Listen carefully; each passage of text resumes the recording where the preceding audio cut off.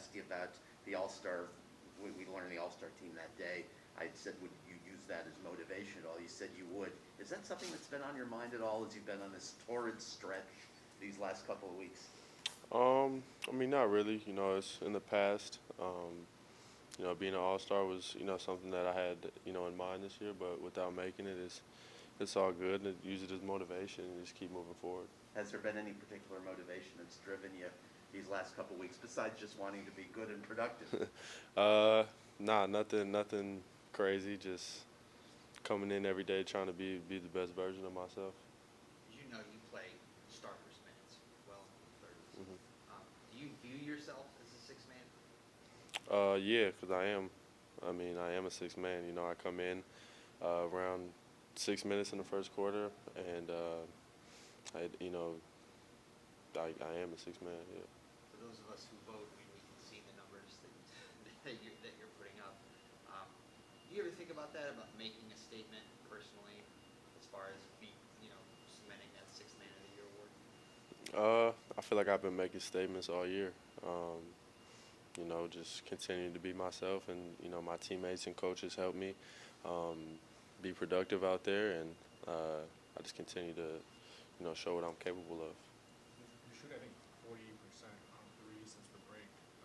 I know you've always been a good shooter, but how much work have you put in, to your three-point shot? How much better do you think you are from that point forward now? Yeah, I mean, we worked on it a lot this past summer. You know, just different, you know, variations off the dribble, off the catch. You know, step backs, just a bunch of different threes, combination of threes, and you know, I feel like I'm continuing to get better at that, but I can still be more consistent.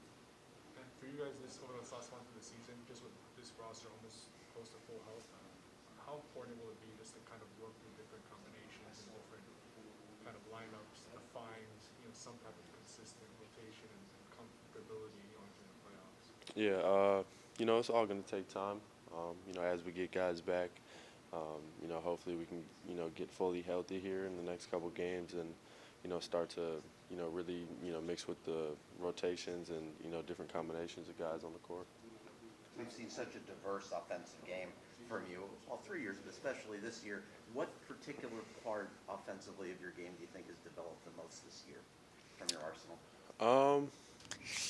I think there's a couple things, but you know, I'd say my patience. You know, just being patient, playing at my speed, not letting defenses speed me up, and you know, getting to my strengths. You know, and trying to hide my weaknesses.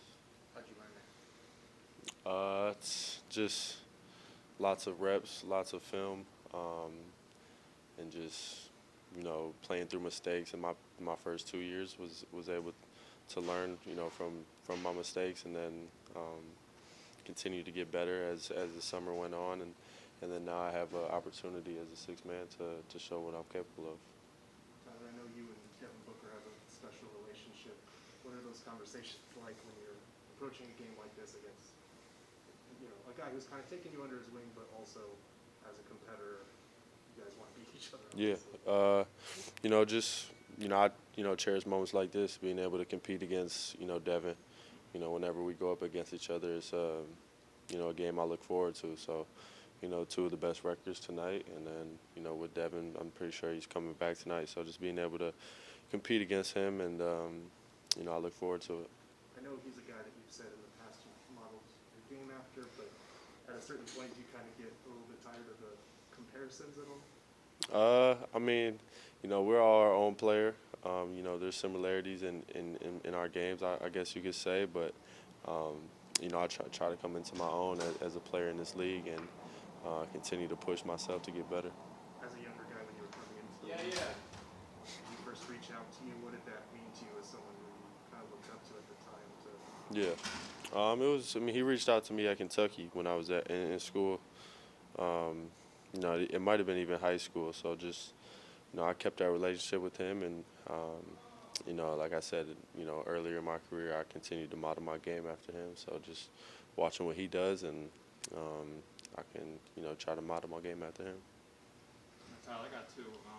You won the last 2 games here at home. You got your next 5 here at home. How important is it for you guys to establish that home court advantage, especially given Yeah, this is a big stretch for us. We've been on the road for, a long, stretch of our, games early on this season. And now I think it's our first, real home stand with 7 or 8 games in a row at home. So, I think we can take advantage of it, try to gain some games in the standings, and, we'll see what happens. And then rhythm-wise, just being at home, how much does that kind of help stay in a rhythm and stay consistent? And, just comfort-wise, what does that mean for you? Yeah, everyone likes playing at home.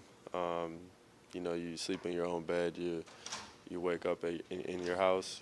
It's much easier. You have much more rhythm, and we're lucky to have 7 games here at home. How relieved are you that Rodgers is staying in Green Bay? I love it. Being able to watch him grow up.